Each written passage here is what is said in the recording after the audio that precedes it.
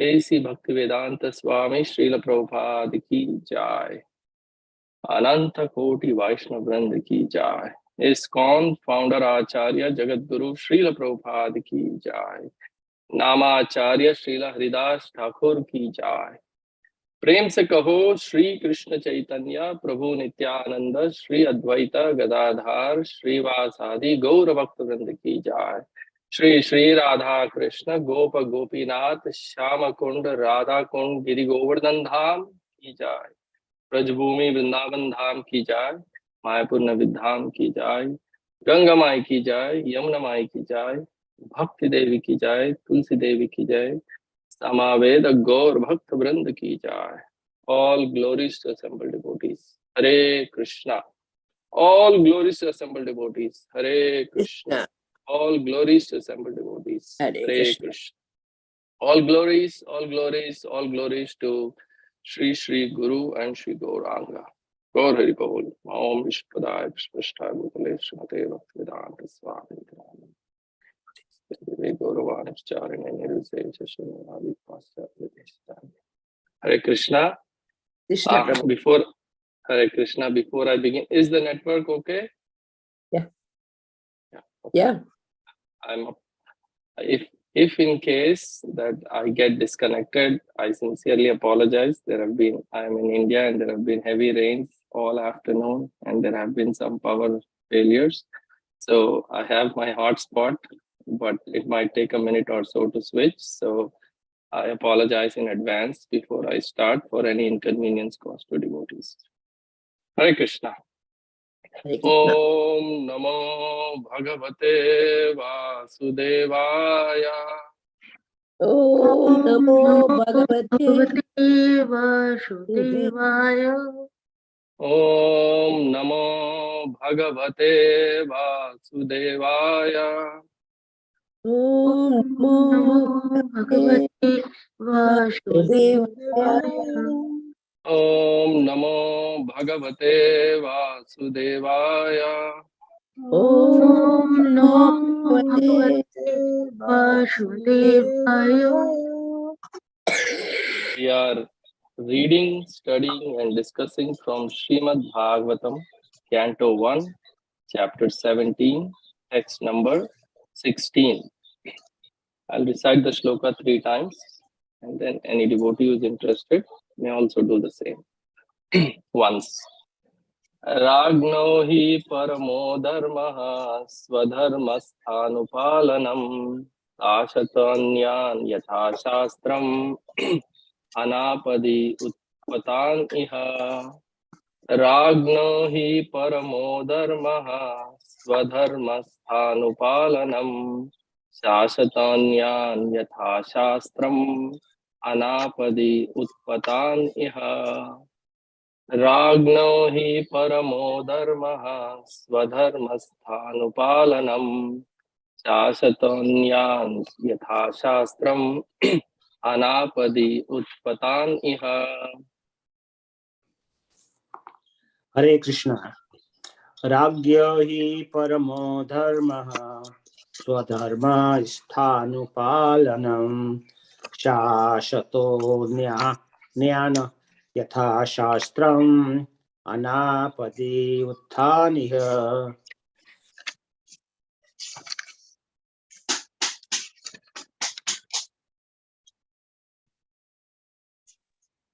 Ragno hi paramo dharma swadharmo sthanupalanam tasatonyam yatha shastram anapadyutpatan iha.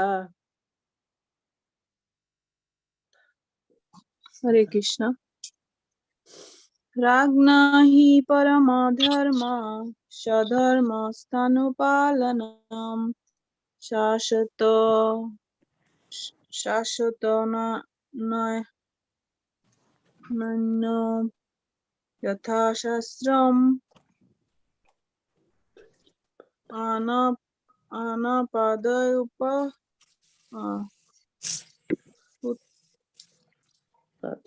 anapadi utpathanam iha. Hare Krishna. राष्ट्रो हि परमधर्मः स्वधर्मस्तनुपालनं शशतो नयन यथा शास्त्रम् आनापद्ये उत्पतन्यः Hare Krishna. Rajno hi paramadharma sadharma sanupalam sasato nyanyata shastram anapadi utpatam ta.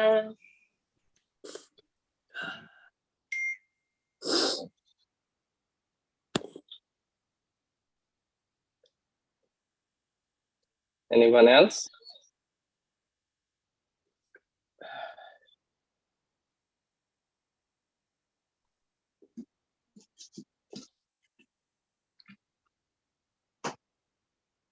Okay, we can move on to the synonyms. Ragnaha, of the king or the executive head. He, certainly. Paramaha, supreme. Dharmaha, occupational duty. Swadharmastha, one who is faithful to his prescribed duty. Anupalanam, giving protection always. Sashataha, while ruling. Anyan, others. Yatha, according to. Shastram, rulings of scriptures. Anapadi, without danger. Utpatan, persons going astray. Iha, as a matter of fact. Translation: the supreme duty of the ruling king is to give all protection to law-abiding persons and to chastise those who stray from the ordinances of the scriptures in ordinary times when there is no emergency.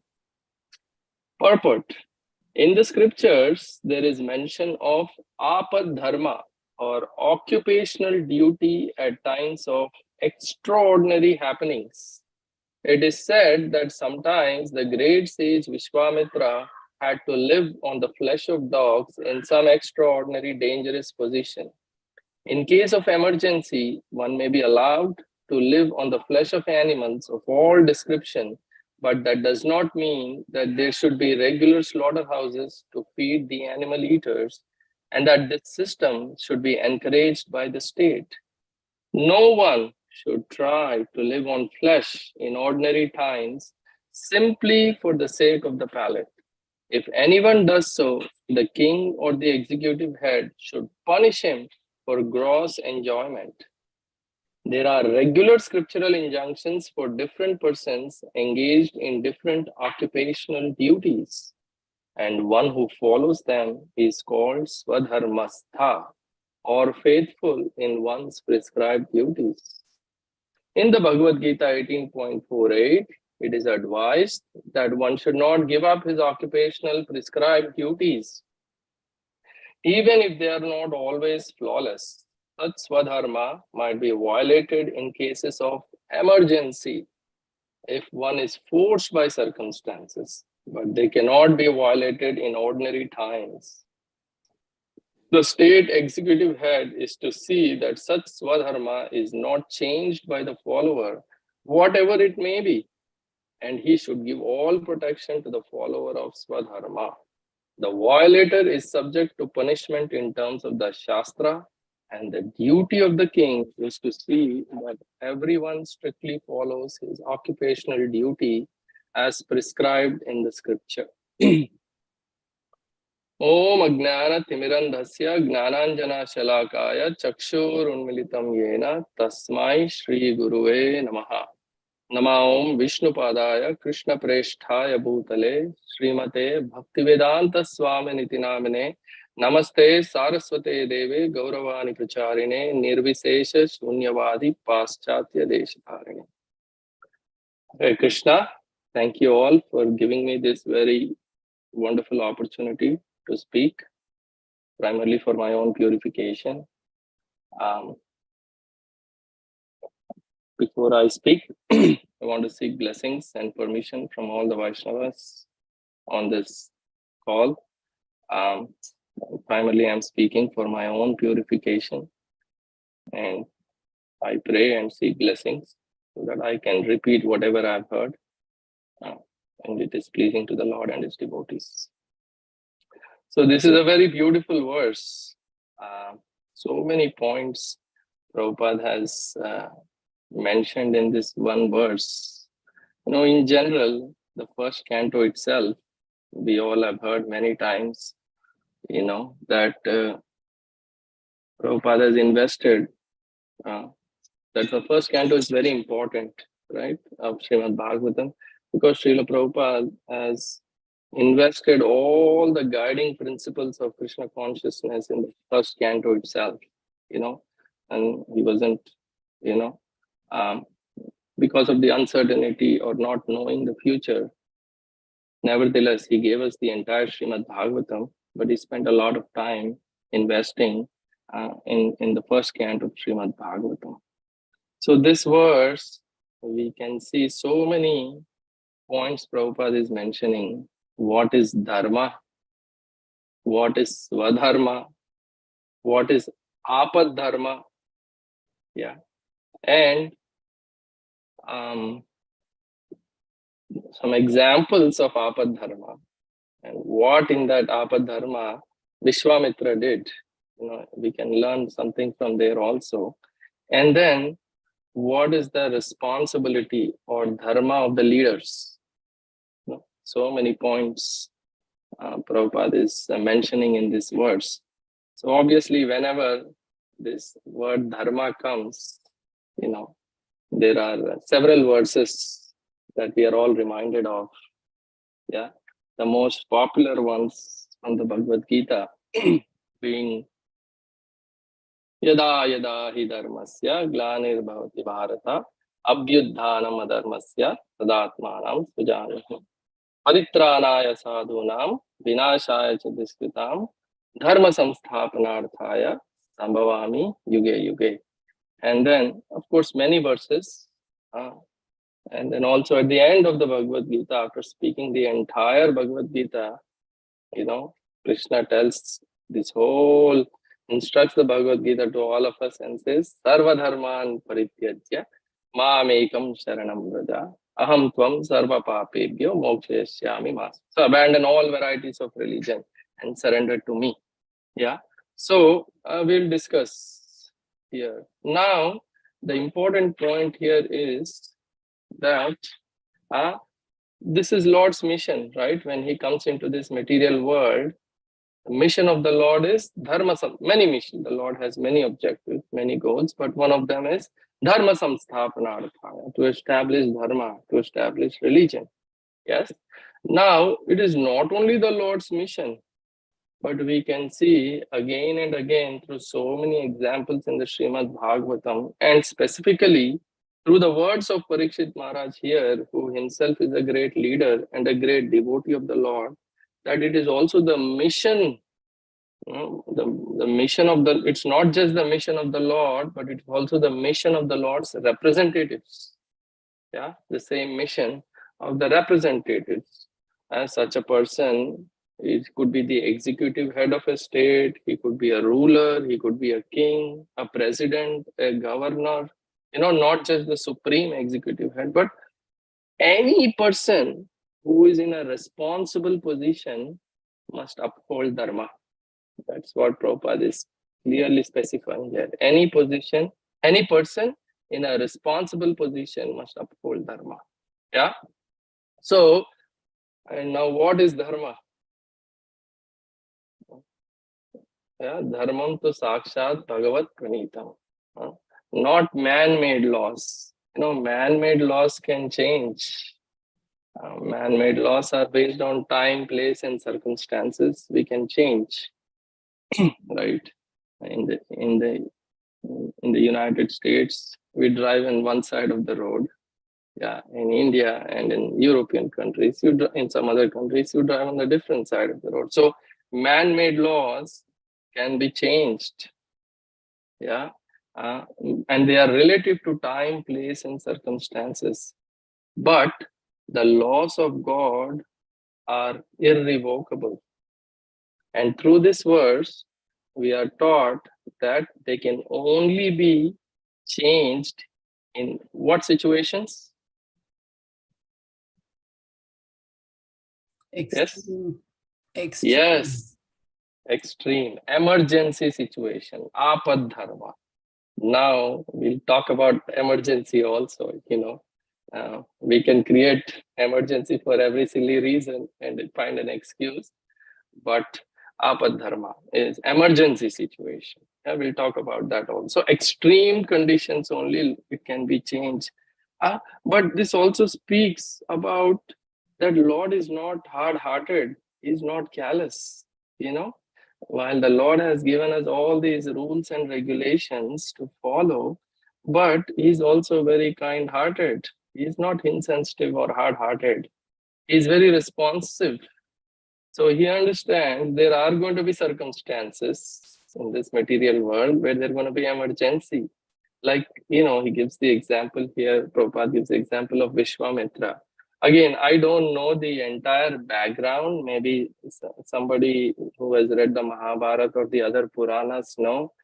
I only found, and again, I am not 100% sure about the authenticity, that there was a drought, and under that circumstances is when Vishwamitra, what did he have? What did he eat? Cow meat, what did he have? Dog flesh. Yeah, just like many times Prabhupada writes in his purports, in his lectures also, if you are in a situation where you have to eat meat, eat goat or some other, low flesh animal, so, and you can see, Vishwamitra didn't have cow, meat was in that extreme situation, he had a dog flesh. So I don't know, anybody knows the circumstances that led to Vishwamitra having or being in that situation? All I know was a little drought. Is this true? You're on mute, Mother Vindhyavali.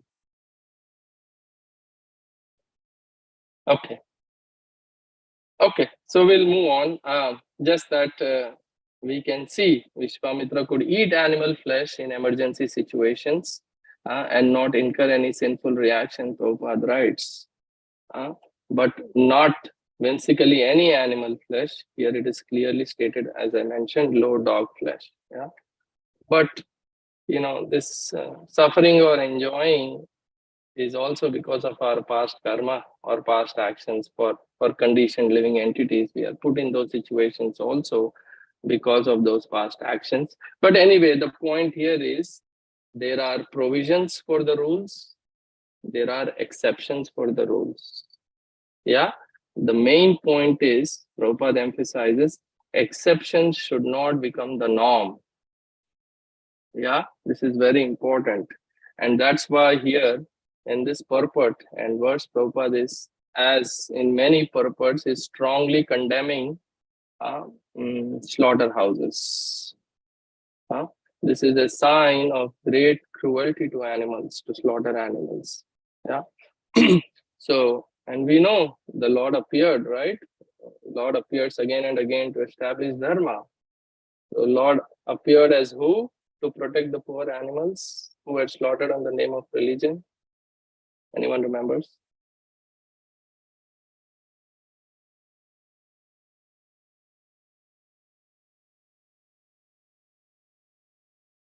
Yes. Lord appeared as, in which form, to stop animal killing. Buddha. Buddha. Yes, very good. Thank you. Yes, to protect the poor animals who were slaughtered on the name of religion. So, duties in emergency situations. So something which is acceptable in extraordinary circumstances is not acceptable in ordinary circumstances. And specifically here, the focus is on on meat eating. Absolutely no cow killing, but on meat eating. Now, even in the Abrahamic religions, to the little bit of understanding that I have in the Old Testament, and maybe somebody can correct me, that it says that God gave man fruits and seeds, yeah, to be vegetarian. This is how God wanted human beings to subsist. And then what happened? There was a flood. And after the flood, he said, you can eat meat. Yeah. because after flood, naturally nothing grows. So it's an emergency situation. So you can eat animals, yeah. But emergency is different from normal situations.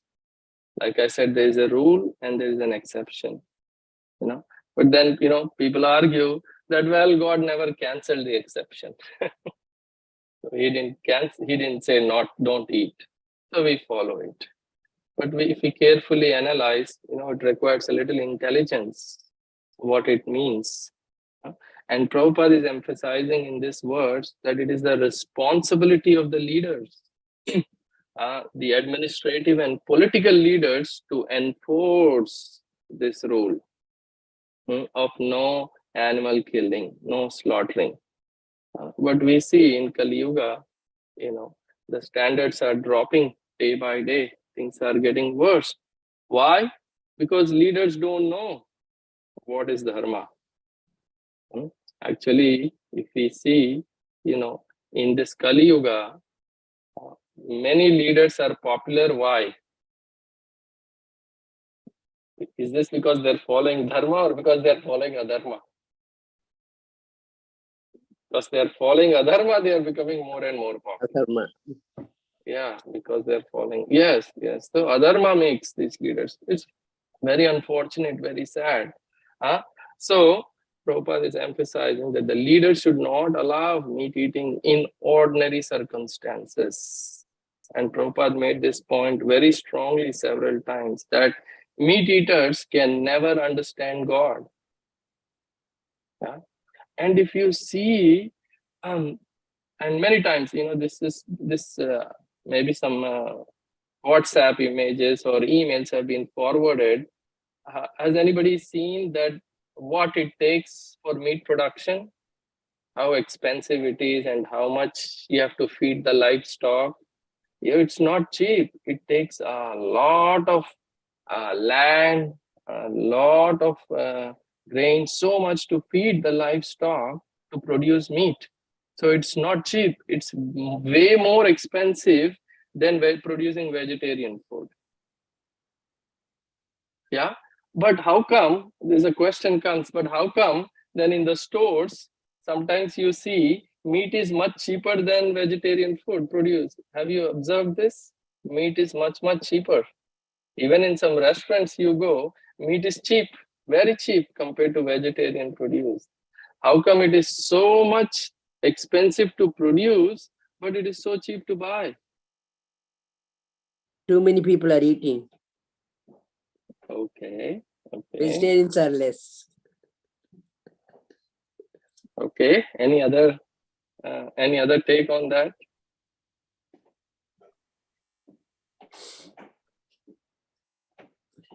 You know, I was hearing that the government, especially in the United States, gives subsidy for meat production.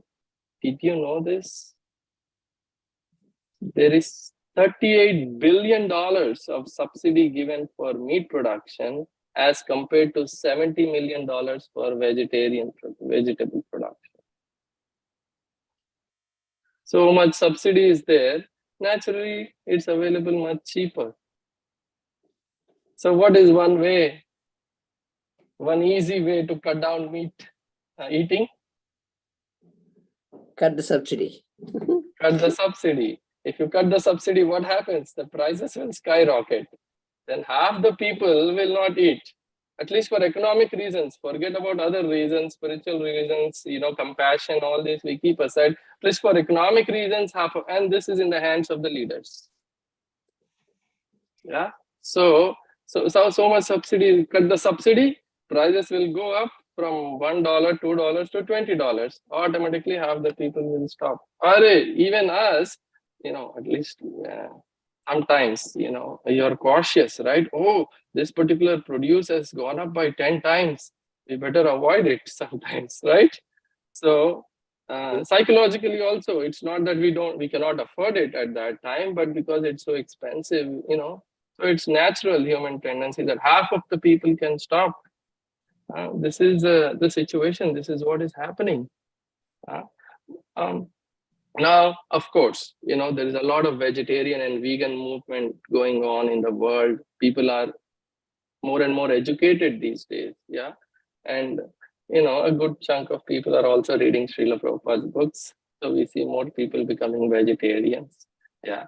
Or some of them becoming Krishnatarians. Yeah. Mhm. So people are and in general also people are becoming aware of diseases, of diseases of eating meat. You see all this. If you go into the history, especially during the COVID time, or there were some articles that were published, research articles, and in general, if you go historically, all these epidemics and pandemics, what was the cause? Majority or almost all of them, Cleanliness. where did it start from? Humans eating animals, bird flu, swine flu, this, that, everything. You see, historically, all these are coming because human beings were eating. That's how the viruses spread. So there's a natural awareness also nowadays that people are cutting down. Uh, and also the United Nations is saying meat is poisonous. Generally, if you look at all these things, from a Krishna consciousness point of view, 90% of this is common sense, And when I was in graduate school, my professor used to tell me, the most, or it says common sense, but it is very uncommon. So it is really important that the government and the leaders understand this dharma and follow. Because nowadays you see they make their own decisions whimsically. Wrong decisions are made because they don't have or have any spiritual knowledge and understanding. And the way this can change, so that's what Prabhupada explains in his books here. If you look historically also in Vedic times, how the leaders were ruling, every king, we have heard this before, yeah, every king had a Vaishnava Brahmana, who were counseling the kings, right? Who they had, and they guided these kings, they guided the Kshatriyas, the Brahmanas guided the Kshatriyas. That was the original system. And the spiritual leaders and the political leaders, they worked together hand in hand. But then gradually what happened, with time, the spiritual leaders started degrading. Yeah, and the kings lost faith in them. And slowly, and then kings didn't want to follow this their guidance because they were degrading. And then because the kings didn't have proper guidance, they also fell down. And now nobody wants to follow the leaders. So society lost spiritual and religious leaders. And the situation is very dangerous actually. And we have been talking about this, since so many classes, the situation is very dangerous. And if you look, so what we can do, and Srila Prabhupada did, most of it, 50% of it, the other 50%, he said, I only accomplished 50% on the final days. I gave spiritual knowledge and spiritual practices.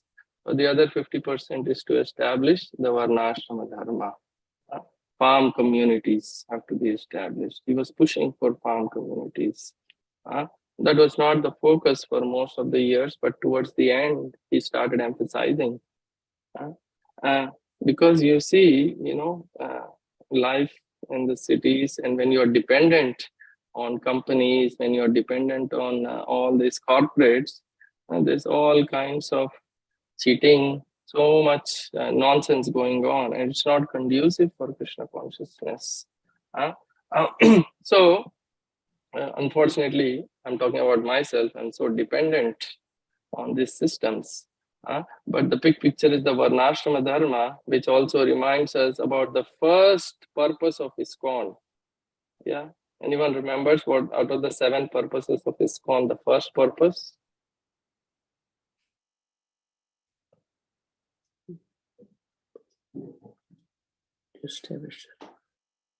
to systematically propagate spiritual knowledge to society at large and to educate all people in the techniques of spiritual life. Why? To check the imbalances of values in life so we can achieve real unity and peace in this world. And this is only possible if we have, there is spiritual guidance to these administrative leaders. Hand in hand if they work. But it is easier said than done. It's easier said than done. But the words of the spiritual master are very powerful, the instructions, and so many great Vaishnavas, Prabhupada's disciples are so tirelessly working to fulfill his mission. And the only thing, we as insignificant servants can do is to assist them in their mission in whatever little way we can. And so ISKCON as an organization is meant to create this kind of Vaishnava Brahmanas in the society, like a training facility to make people into Brahmanas, not just ritualistic performers, but spiritual heads of the society. Why? To advise the government, now, so many ways I know GBC is trying. One of the things that I was thinking is this interfaith and government relationships that the devotees are, trying effortlessly, which I think is a wonderful way to begin establishing these relationships, because you can't directly go to the president. He may not even give us or listen, but slowly through interfaith and government relationships, which Prabhupada also did, we can achieve this purpose. And then collectively, we can try to reach to society at large, to share the principles of Krishna consciousness. So this is some points I wanted to mention about that. Then, the question comes up, about meat eating. This is another, I wanted to just go a little deeper into this, is, some people eat meat, but they say we only eat kosher meat. Kosher. Have you heard of this?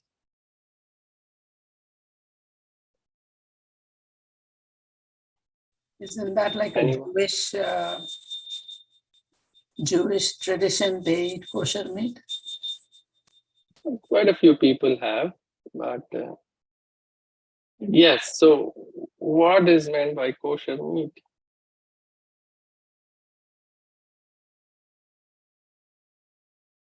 It's how it is sacrificed. And that's what I thought. People, what they do is they call it kosher meat when you drain the animal of all the blood. And look at this hypocrisy, as if slaughtering the animal and the draining of the blood is an act of mercy. A person eating does not, have to think of the act of slaughtering. Just drain off the blood and you are not contaminated. This is how, some people do. But the most important point is that human beings are not meant for eating meat. We are not meant. If you look at our physiological system, our body, we cannot digest flesh. Now, of course, if you carefully see it without any desire to eat meat, then we can see we are vegetarians. If you look at some of these wild animals, like the wild cats especially, I used to watch in these videos like National Geographic Channel and Discovery Channel many years back, how these animals would chase these wild cats. They can go after, big animals like antelopes, giraffes, and kill it with their teeth. And they can drag that animal onto the top of a tree and climb on the top of the tree, holding that big animal with their teeth and kill it with their teeth. So can humans do it? No. We can't even tackle small creatures. thinking, even small chicken can give us a hard time if you want to catch it, right? It's not easy. So, but we are meant to pluck fruits and vegetables from trees. We can grow vegetables. And these are fit for human consumption. And Prabhupada used to call this farming, growing vegetables, fruits, as a very noble occupation. Because, why? Because there is no cheating. As I said, on all other professions, there is some or the other. If you are, most businesses, there is some trading, give and take, right? Either commodities are given and taken, trading skills, trading information. So there is some or the other extent there is cheating happening, or duplicity is there whenever there is trade. But in farming, there is no cheating. I cannot sow seeds and expect to get plants and trees, right? You have to sow seeds, you will get. So you can't skip and get something. Farming is a very noble profession. Water. You see, historically, even when I was growing up, my father has a farm. Yeah, and in the ancient tradition, they were very religious. People were all dependent on farming, and they were very religious. The part of a portion of growing these crops was praying to God. Anybody can tell why? Why were they praying to God? People who were doing farming. Because they need rain. Yes, because so many aspects of farming was beyond man's power. Water, they had to pray. My father used to tell me, oh, no rains this year, it's all dry, no rains, no rain. And then last 2 years, he was saying it's all flood, heavy rains. So water or sunshine is not in man's power, or the soil has to be fertile. Who is arranging all this? The rain, sunshine, fertility of the soil. It's all arranged by the Supreme Lord. So people had faith and they prayed. Now, we are ready to go all kinds of artificial ways, artificial means. Even sunshine we find, means of so many artificial ways we are trying to convert. But ultimately, we are only converting the Lord's energies. The original energies are all coming from the Lord. Yeah. So, so this is, a couple of points I wanted to mention, that how and why Prabhupada also emphasized so much on farm communities and farming, because there is no cheating, there is no duplicity. It's a very honest and noble profession. And the other point Prabhupada talks about is Swadharma. Yeah, in this verse. So this popular verse from the Bhagavad Gita, it reminds me, Chaturvarnam Maya Srishtam Guna Karma Vibhagasaha, right? So this dharma or our duty is determined by Guna Karma Vibhagasaha, right? Through our guna and varna, through our qualities and activities, right? Remember, Arjuna didn't want to fight in the beginning of the battle. Yeah, but Arjuna, remember, in the big grand scheme of things, Arjuna was just acting. Yeah, he's a devotee of the Lord. He was acting as a Kshatriya. But there also you could see he didn't want to fight, right? He was ready to go to the forest. What did Krishna say to Arjuna? No, you may try to give up your particular activities, but by quality, you will be forced to act certain way. By nature, by your guna, you will be forced to act. You may say you will not fight. You will say you want to go to forest, but your nature and that you are a Kshatriya and your duty is to fight. So this is Krishna teaches us through Arjuna's example that we have to do our actions according to dharma. Then there is no karmic reaction. But if we perform our actions with attachment, or we don't perform our actions as per dharma, then we will get reactions. I know this is very easy for me to say, but it's very difficult to follow. And the symptom of Kali Yuga is there is cheating everywhere. Everywhere there is cheating. People are always trying to cheat.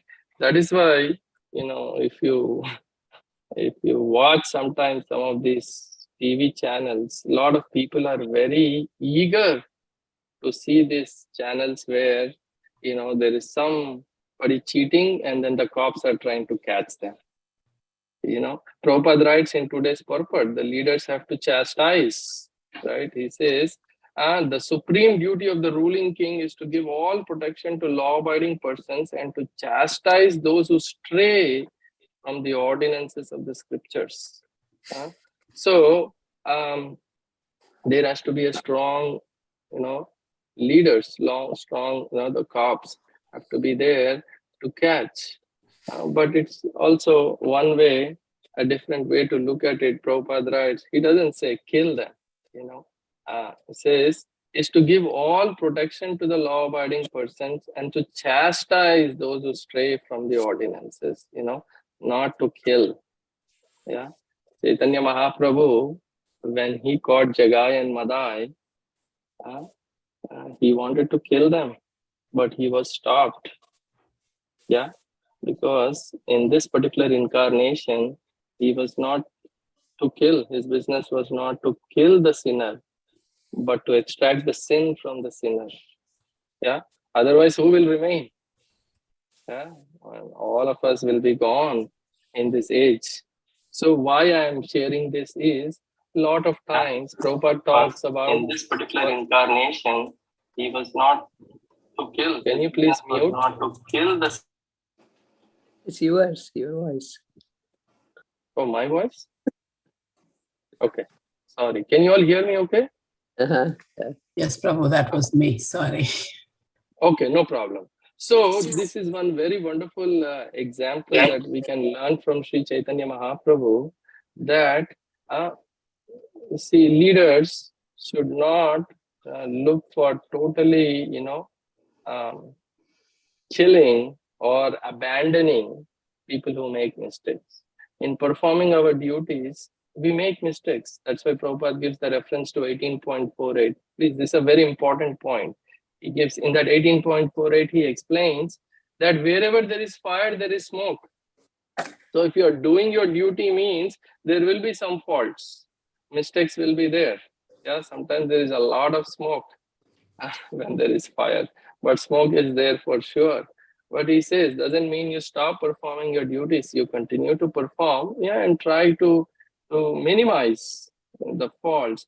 But also as leaders, our job, the job of a leader is not to abandon or abolish as somebody who makes mistakes. Like, how Lord Chaitanya Mahaprabhu was so merciful. He extracted the sin out of them. So the leaders have to persuade people to help them to follow dharma, to help them do their duty. Sometimes you have to coerce or convince with argument to help people perform their duty. This is very important. But as I said in the beginning, apad dharma is also there. Apad dharma is emergency situation, but unfortunately people misuse emergency situation also, right? Many times we hear, oh, Prabhuji, right now I cannot do it. As soon as I finish this, I will do it. Or I can't come today, I'll come tomorrow, right? So many times, oh, when I get this money from this source, I will do the donation, like this. Or as soon as I finish this or become this or I advance, I will do this. That it will come tomorrow. I'll do tomorrow. I'll do tomorrow. Tomorrow I'll become Krishna conscious. Not today, Prabhuji. Tomorrow I'll come to temple and collect the book. Sometimes we go out for book distribution. We hear, or sometimes today is emergency for me. Tomorrow I'll become Krishna conscious. This example is given of a crying wolf. Anybody knows this philosophy of crying wolf? People mostly fake emergencies. People fake. We cannot continue to continuously make this demand that this is emergency, sorry, I cannot, this is emergency. No. If we keep faking emergency, then one day there will really be emergency. Emergency will come. Okay, yeah. Yeah, we'll be in big trouble one day. We place ourselves in. So we have to be very careful. That's why that we have to live life in such a way that we don't place ourselves in crisis situations and cry emergency. Right? Example is given. I am sitting at the end of a branch and somebody here is cutting the branch. What is my job? To jump off that. Otherwise, I'll fall down. Right? So it's very important.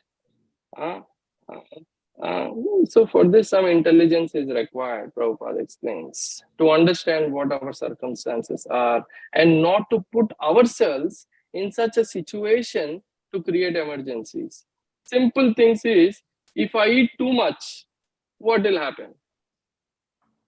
I may have indigestion or have stomach problem and I may not be able to do my duty properly. If I eat too little, I may not have energy. If I sleep too much, I'll become lazy. If I sleep too little, that's why Krishna gives so many instructions, right? Optimal eating, optimal sleeping. But if we don't follow, then it will become an emergency situation. So we have to utilize our intelligence a little bit. Yeah. But at the same time, we can't blame, I also wanted to share this. See, you can't always blame everything on the leader also, or anybody in the responsible position also. Yeah, this is very important because they are doing a very thankless job, right? Like, I'll just share my own experience. I'm a father, right? Father and mother of 2 children, me and my wife. And most of you, or some of you at least, have grown up kids, so you know how it is sometimes. We raise children, and when they grow up, and like me, my parents raised me, and then at the age of 20, 21, I came to the United States.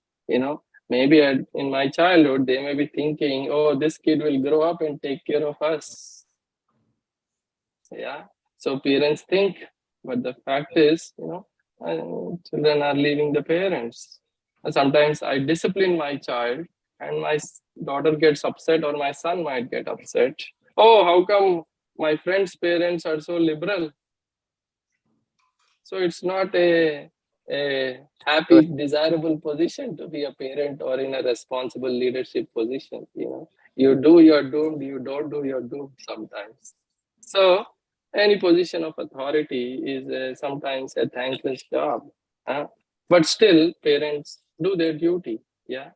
And the doctor still tells the patient whether he wants to hear or not. Yeah.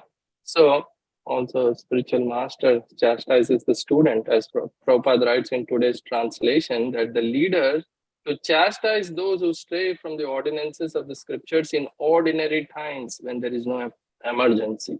So this is the key point. So, one last point, and then I'll end it, is that a lot of times we struggle to know what is our swadharma. Yeah. And should we wait for an instruction from the spiritual master, specific instruction? But that's not always practical for many reasons. Like Srila Prabhupada never gave specific instruction to each of his disciples, and so many devotees. So he wanted them to get involved in so many ways. So sometimes devotees were preaching in America, in Europe, and Prabhupada asked them to come to India and preach. And he wanted to get them involved in management, even though they were not inspired to do at that time. But the point is, over the years, Prabhupada encouraged devotees to find out how best they can serve Krishna. Yeah, this is very important point, that whatever talent we have, we use it in serving Krishna nicely. Yeah, because we have to engage lifelong, joyfully in Krishna's service. I'll give one example. Tamal Krishna Maharaj was doing management services in India. and it was very difficult, to manage this businessman in India.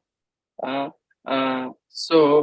the Prabhupada wanted him in India, yeah, but Amal Krishna Maharaj didn't want to, and Prabhupada wanted a reliable person to take up this service, but Amal Krishna Maharaj wanted a break, and Srila Prabhupada agreed. He did not ban him or anything. So he went to America. He came to America, and then he started the Radha Damodar bus party, and that was a huge success.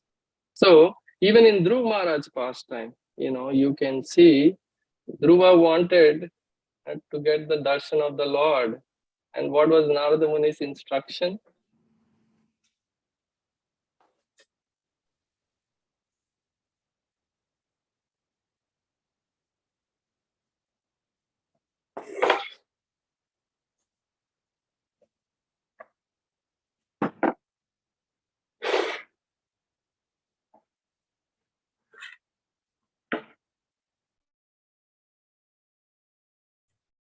Looks like we've lost him.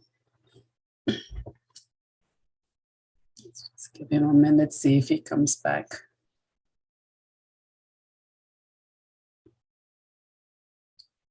Does anybody have the answer?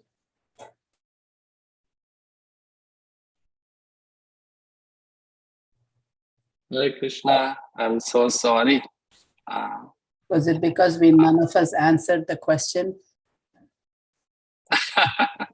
No, Krishna had some other plan. So he waited till the last minute and said, okay, now is the one time at least there has to be a power failure when you're in the speaking here. So he fulfilled that. So Dhruv Maharaj, Narada Muni gave him an instruction, what, go back home. Small boy, just go back home and be peaceful. Did he agree? No, he said, this instruction is not suitable for me, not practical. Give me an instruction for my situation. So ultimately, the point I want to conclude with is, it is something that evolves from understanding our nature and from our guides, from our spiritual master, from senior Vaishnavas, from our mentors, from our gurus, that essentially my spiritual advancement is my responsibility. Sometimes, we take up services which we may not be comfortable. There is external compatibility and internal comfort. We should still do this service as a matter of surrender, and there may be inside sometimes some resentment, but because we don't feel from inside, so it won't be Preeti Purvakam, it won't be loving. We do it as an emergency, but overall we should engage in such a way that we are comfortable. Yeah, and for that we should be proactive, not wait, but think, how best can I serve Krishna? In the initial days, we are told to do many services, right? And we should do all the services very sincerely. But slowly, we grow and understand our nature, where, what the talents we have. Many times, devotees used to ask Prabhupada, and Prabhupada said, what do you want to do for Krishna? They would ask Prabhupada, please tell me what do you want to do, Prabhupada? So we have to gradually understand, under the guidance of the Guru and senior Vaishnavas. By taking up responsibilities, we will gradually know what is our nature and where we can do best. Yeah, so I'll stop here. I just thought of a few points to share. It's already 8:48. I'm several minutes late. So some points. Thank you for giving me the opportunity, and I beg for forgiveness if I have stated anything incorrectly. And I humbly request the senior devotees on the call to please correct and add. Hare Krishna.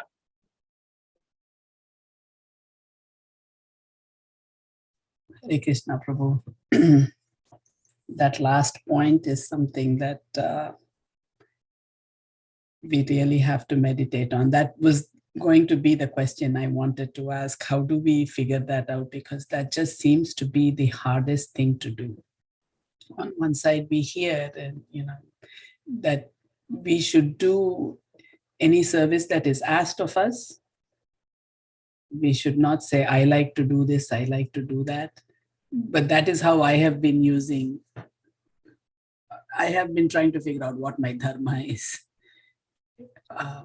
But that could also become an excuse. So it's really hard. It's still very hard. Now, there are many examples are given. Though Sachin Tendulkar, mother wanted him to become something else. I don't remember, a teacher or something else. But he knew very well what he wanted to do. So for some people, very soon they know where they are really good at and what is their nature. But for some of us, it might take some time, but we have to be very proactive and always look, where to, everybody has some talent. Krishna has given some talents, like I cannot sing, no matter how much I try. So that I know that I am not good at kirtan. So we all have to look, I love to do many services. I love to cook. I love to do book distribution. I love to talk to new people about Krishna consciousness. So this is something not that day one in Krishna consciousness I was aware. No. Our devotees were very kind to engage me in many services, whatever service it is, serving, cooking, cleaning, whatever it is, we try to do, even if we are not too inclined or interested, but as a point of surrender, we try to do. But then gradually, by engaging in these services and by hearing, I could, see where I could do a little bit service, and which is internally and externally, both in a happy space. Again, every service we try to do to the best of our abilities, but there may be some natural inclinations where, this sometimes it becomes very obvious to us over a period of time. Sometimes devotees around us may tell us, may help us realize that.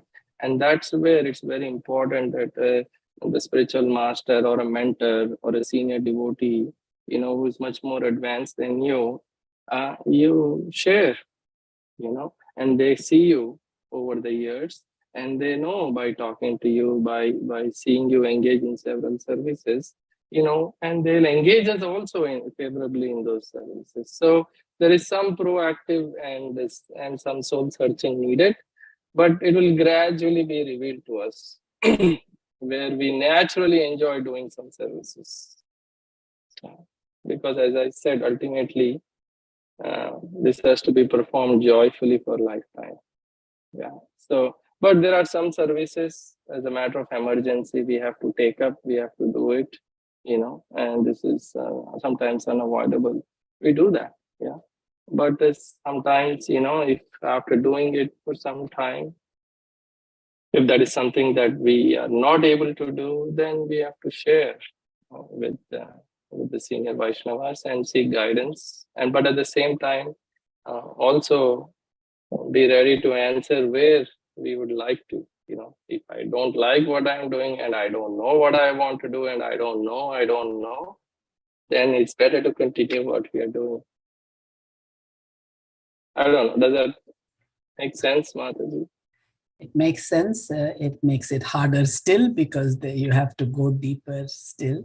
But like you said, this is something we must do, especially when we realize and we come to this point. I suppose until now I didn't even realize it. So, just feeling my way in the dark. But now that this has been presented to me today, you've said it the way you have said it, and I've heard it many times. But some days it sinks in. Some days that is, like you were saying, what is Krishna's will today with this internet? Krishna's will is that today I get this little nugget of knowledge, intelligence, and it sinks. And so they say the more you learn, the more you realize you don't know, or you have to learn more. So that's how it is. The more we understand, the more we realize that there is more to understand. So thank you very much, Prabhu, and thank you also for the internet in Hyderabad for letting us get through class very nicely. Thanks to Krishna for helping us. Yes, anyone else? Any comments, corrections? Prabhu, we all do mistakes. Nobody is perfect in this material world. But only thing is, if we have some guidance or if you have some association, good association, some people will say practical experience. And then if we learn from them, so that will help us. That's all I felt. Because, not all of them are experts in anything. So I might be expert in one thing and you might be expert in one thing. So, but if we share and we just exchange, and then if we listen to each other, then it helps a lot. But nobody is perfect in this world. I don't think so. Except Krishna. Except Krishna. No, nobody is perfect. And his pure devotees. Yeah. So, yes, Mataji, the point is true. Yeah. So wherever we are conditioned living entities. Conditioned living entities means the 4 defects are there. Faults are there. Like I said, wherever there is fire, there is smoke. We perform duty, there will be some shortcomings. Yeah, it is but natural. But that's why we need guidance from Guru and senior Vaishnavas who have gone through that path and have made rapid advancement, so they can see where we are making mistakes, how we are making mistakes, and help us correct. So their chastisement is also a way to help us grow and advance in our Krishna consciousness. That's the thing. Thank you. Otherwise, by ourselves, it's very difficult for us to know our faults. Only. So whatever I am doing that is correct, I might feel. So that's not the way. So I see that's how we are born and brought up. Oh no, I am doing correctly. I learned everything. No, that's not the thing. We have to keep on trying. Thank you. Thank you very much for nice class, Prabhu. All glories to Srila Prabhupada. For Swadharma, Apadharma, we should be using all kinds of things. Very rare. So that's what I felt. Yes. Thank you. Jai. Yeah. And here, Mother Shobharade. Yes, Prabhu. Yasya kripa sindhobhya eva cha patitanam pavanebhyo Vaishnavebhyo namo namaha. Grantaraj Srimad Bhagavatam ki jai, Srila Prabhupada ki jai. Hare Krishna.